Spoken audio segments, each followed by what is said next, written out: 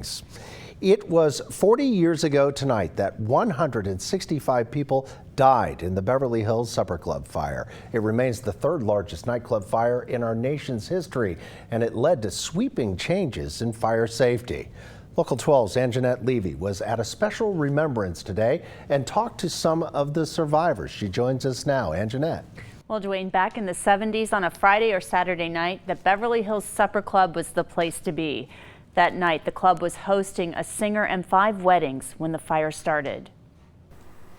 40 years after she escaped the Beverly Hills Supper Club fire, Shirley Baker Turner is making the sad pilgrimage up Beverly Hills Drive to pay her respects. She was working in the zebra room when she saw a busboy's jacket was on fire.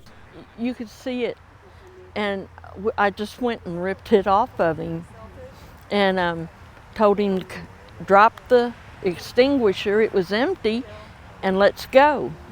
Rusty and Brenda Lawrence were celebrating their anniversary and a friend's birthday when the fire started.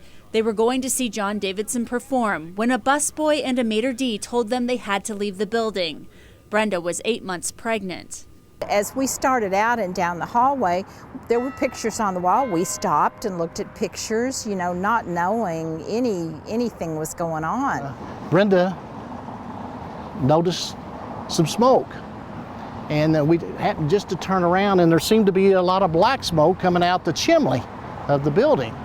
And about that time was the first big boom. As you can see one more time, the side of the Supper Club has just now collapsed about 2 minutes ago. And Howard Ain reported from the scene that night. 165 people died, many overcome by toxic fumes. The Lawrences spent hours outside that night. One of the things I remember is that people were walking around and calling other relatives' names. They couldn't find them. And the bodies, I think that, you know, I can still see that.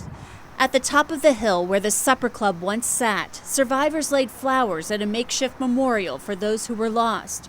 The Lawrences and so many others grateful they made it out alive. When we think about it, we're just so grateful, you know, that we're here.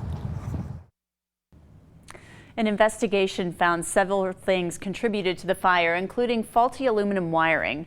The club was also operating over capacity that night, and fire codes were not being properly enforced. Dwayne. Anjanette, thank you so much. Former attorney Stan Chesley, by the way, won millions in a class action lawsuit when he sued companies that made the aluminum wire and other products in that club. Chesley has since been disbarred.